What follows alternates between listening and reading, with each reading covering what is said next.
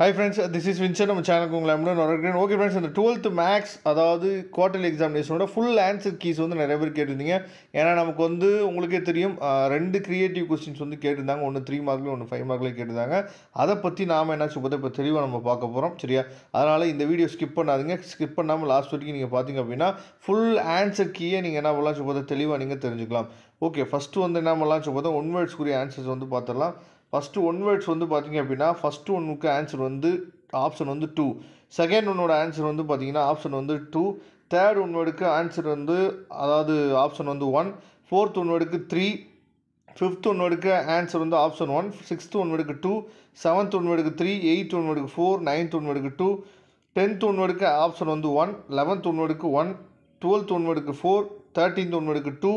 14 one வேர்டுக்கு 4. 15 one வேர்டுக்கு 1. இந்த 16 ஒன் வேர்டு தான் போனஸ் மார்க்குங்க, நல்லாவே தெரியும், attend பண்ணியிருந்தாவே mark.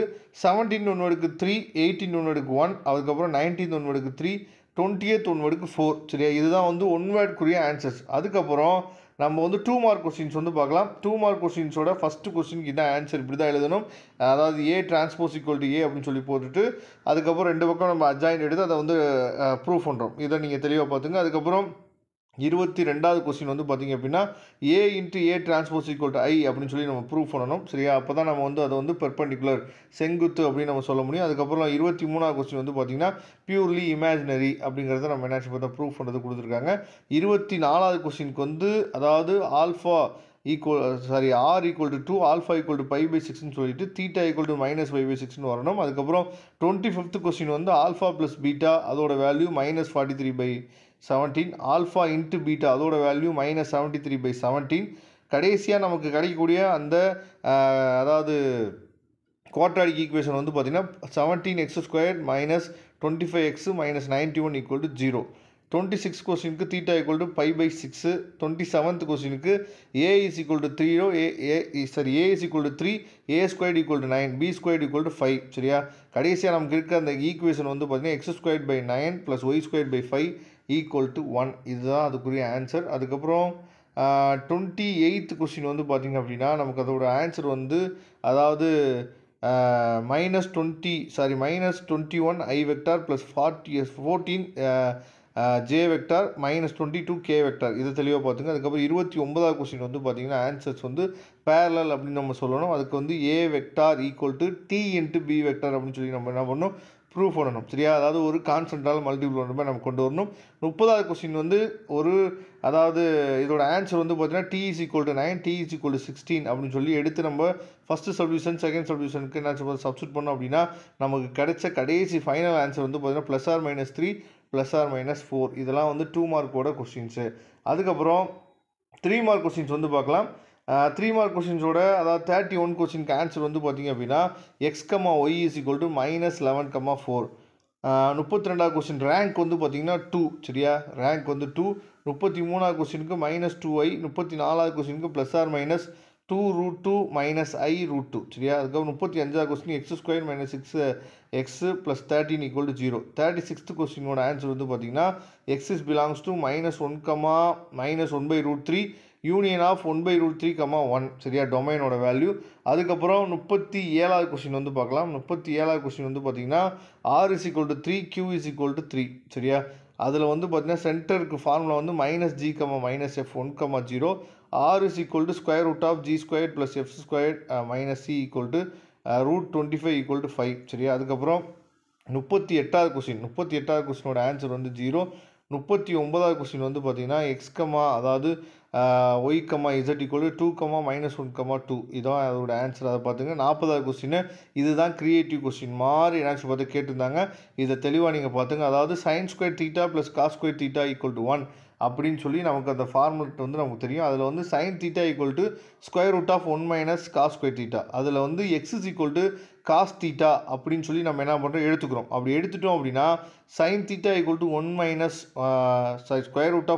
x², θ = sin inverse x அப்படின்னு எடுத்துட்டு cos inverse x = π - sin inverse √1 - x² எடுத்துட்டோம் அப்படின்னா அந்த இடத்துல அந்த √1 - x² பார்த்தீங்களா, அதை என்னன்னு எடுத்துருக்கோம், நம்ம sin θன்னு எடுத்துருக்கோம். அந்த வேல்யூ அங்கே சப்ஸ்டியூட் பண்ணிட்டோம் அப்படின்னா இதில் வந்து அந்த sin இன்வர்ஸும் சைனும் நமக்கு என்ன ஆகிடும், கேன்சல் ஆகிடுச்சு அப்படின்னா பை மைனஸ் தீட்டா அப்படிங்கிற வேல்யூ அங்கே வந்துடும் சரியா.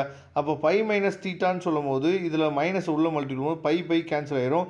Cos inverse of x is equal to தீட்டான்னு வரும் சரியா. தேர்ஃபோர் 1 இஸ் ஈக்குவல் டு 2 அப்படின்னு சொல்லி நம்ம என்ன பண்ணலாம் சொல்லி பார்த்தீங்கன்னா ப்ரூவ் பண்ணிடலாம்.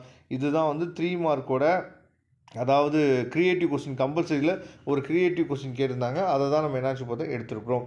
இதை நீங்கள் பார்த்துங்க சரியா. அதுக்கப்புறம் 5 மார்க் கொஸ்டின்ஸ் வந்து பார்க்கலாம். 5 மார்க்கை பொறுத்த வரைக்கும் எல்லாமே நமக்கு வந்து புக் பேக்லேருந்து கேட்ட கொஸ்டின் தான். அதில் 46ல் பி கொஸ்டின் மட்டும் எப்படி நம்ம ப்ரூவ் பண்ணணும் அப்படிங்கிறத பார்த்துடலாம் சரியா.